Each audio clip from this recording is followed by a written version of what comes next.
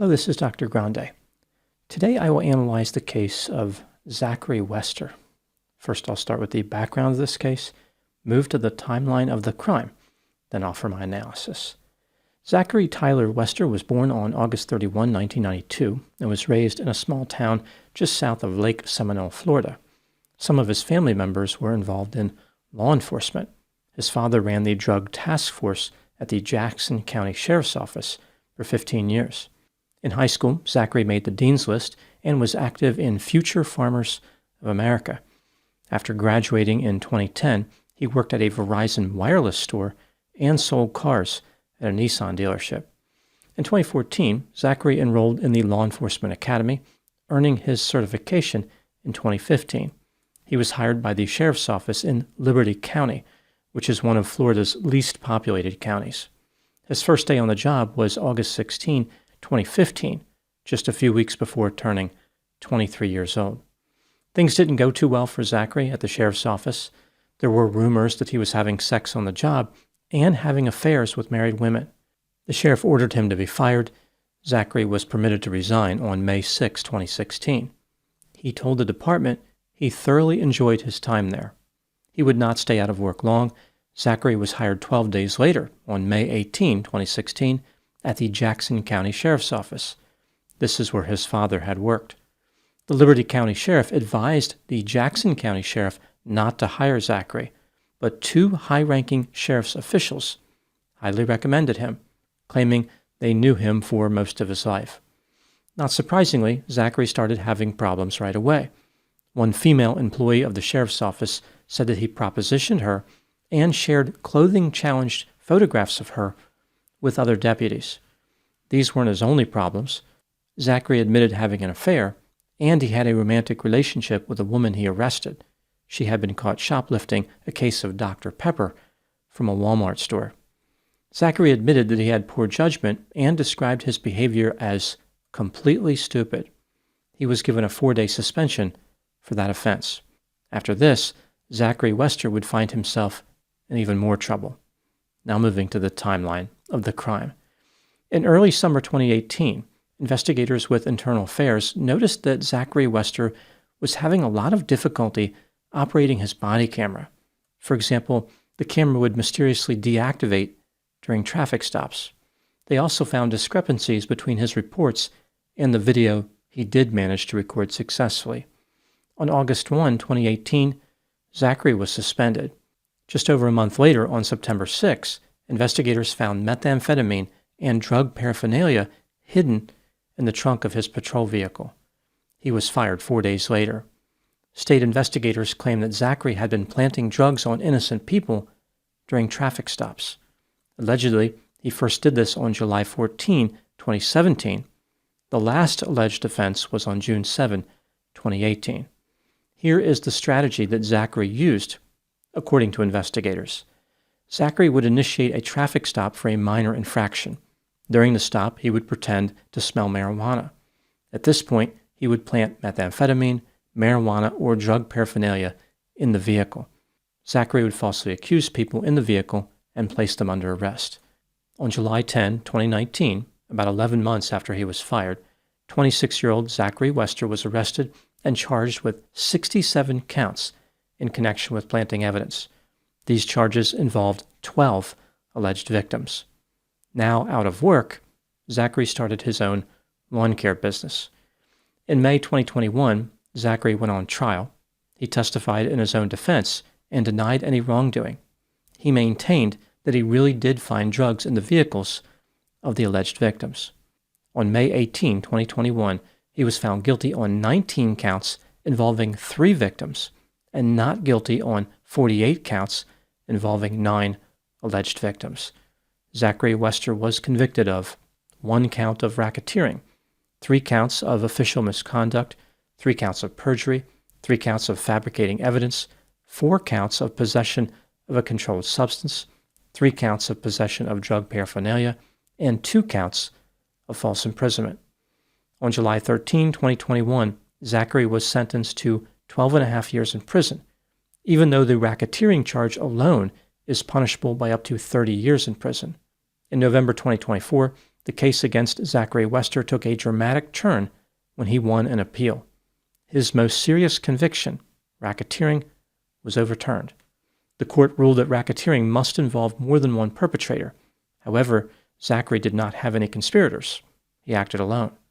Technically, in the state of Florida, racketeering can involve just one perpetrator. I think Zachary was very fortunate with this ruling. Originally, Zachary was eligible to be released in 2033, but now he's going to be resentenced. At the time I'm making this video, the hearing for his resentencing has not yet been scheduled. Now moving to my analysis. Zachary Wester maintains his innocence, and he has a few supporters. They argue that he was just doing his job. He never planted evidence on anyone. The state, of course, disagrees. They believe that Zachary was guilty of all the charges. He was fortunate to be found not guilty on 48 charges and to have his racketeering conviction overturned on appeal. This brings me to the question, was Zachary guilty of framing innocent people? Let's take a look at the evidence both for and against the idea that he was guilty, starting with the inculpatory factors. Prior to being accused of any offense in connection with falsely accusing people, Zachary had run into difficulties while working as a police officer, like infidelity and having a romantic relationship with someone he arrested. This indicates sensation-seeking behavior and a lack of respect for the rules. During the traffic stops, which led Zachary to being charged, he made unnecessary trips back and forth to his police cruiser, and he conducted the vehicle searches alone. When other officers were present, they did not assist in the search. All the alleged victims denied that the drugs Zachary claimed to find belonged to them. Zachary had a staggering number of problems with his body camera. For example, the camera was not always activated during traffic stops. Sometimes it was deactivated prior to Zachary allegedly discovering the drugs. And the camera appeared to be directed away from areas of interest, like it was always at the wrong angle. None of the alleged drug discoveries were recorded on Zachary's body camera. The policy of the department where Zachary worked stated that body cameras must stay on from the beginning of a traffic stop until the end. During one vehicle search where Zachary did manage to keep his camera activated, the camera captured a baggie in his left hand as he was preparing to put on gloves. It's not really clear from the video if it's a baggie or not. However, Zachary later admitted that it was. After Zachary was suspended, the police found drugs and drug paraphernalia hidden in his police cruiser. He had no legitimate reason for those items to be there. None of them were connected to a case. Furthermore, how the items were stored was suspicious. Some were in a tactical glove, and some were in bags that were unlabeled. Moving to the exculpatory factors, none of the alleged victims filed a complaint with the police. 7 of them pleaded guilty and were offered a diversion program, and some of them had a criminal history. Zachary was accompanied by other officers during some of the traffic stops, but none of those officers reported seeing anything out of the ordinary. During one traffic stop, a police dog alerted that drugs were in the vehicle. It seems unlikely that the dog would be part of a conspiracy. Zachary did admit to having a baggie in his left hand during one of the stops, but he claimed he had just picked it up. He said it was not the baggie connected to the crime of which he was accusing the motorist. When considering all the evidence in this case, do I think that Zachary was guilty? Yes. In my opinion, the jury made the correct decision in this case. In the traffic stops involving a clear indication of guilt, they convicted Zachary. In the other traffic stops, they acquitted him. The state may have been hoping that the jury would just convict on all charges, because if Zachary planted drugs on a few people, it stands to reason he planted it on the others. What do I think happened in this case? This is just a theory, my opinion. Zachary knew that there was a lot of illegal drug activity in Jackson County, which included the use of methamphetamine. He realized he could easily and convincingly frame innocent people, especially if he frequently targeted individuals who had prior run-ins with law enforcement. This strategy also alleviated guilt that Zachary might have. He probably believed the people he victimized had it coming. He may have been framing them, but they may have committed offenses for which they were never caught. Zachary convinced himself he was still acting in the interest of justice. As the cases went to court, Zachary's strategy appeared to be successful. 7 of the people pleaded guilty, and none of them filed a complaint. This was probably because they figured there was no way to win against a law enforcement officer. Everybody who is accused of possessing drugs denies doing so. What the people really needed was the body camera video, but Zachary never captured the alleged discovery of the drugs. As far as Zachary's motive, it remains a mystery. I think that sensation seeking was probably part of it, but Zachary may have also been interested in a promotion to the narcotics division. He had expressed an interest in this before his arrest. This promotion would have involved more prestige and more money in the form of overtime. Regardless of his motive, the aftermath of Zachary's criminal behavior was devastating. His victims and alleged victims probably still live in fear of being falsely accused by the police. If they trusted law enforcement before, it seems unlikely they would trust them now. Furthermore, 119 cases that Zachary was involved in had to be dropped. Ultimately, Zachary largely avoided the consequences of his behavior. I think his sentence should have been longer, but it was only 12 and a half years, and will almost certainly be reduced when he is resentenced.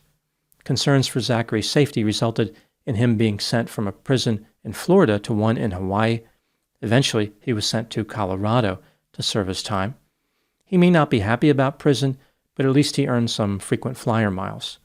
It makes sense that Zachary would experience a compromised level of popularity in prison.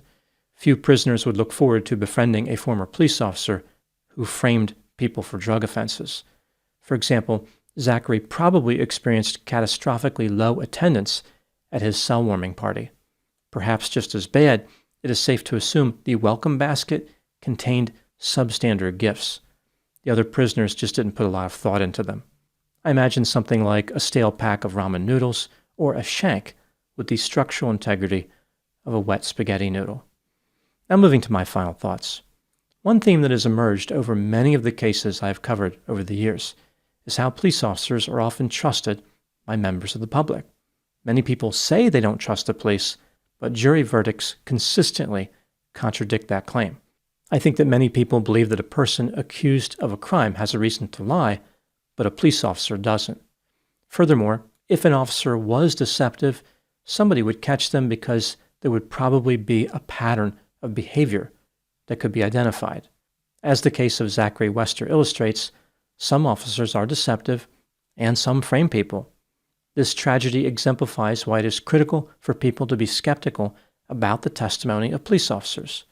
In an age where body cameras are widely used, perhaps any failure to use a body camera should result in all the charges being dismissed. There is no reason to rely on somebody's word to convict people when the camera does not lie. Those are my thoughts on the case of Zachary Wester. Thank you so much for watching. I'll talk to you soon.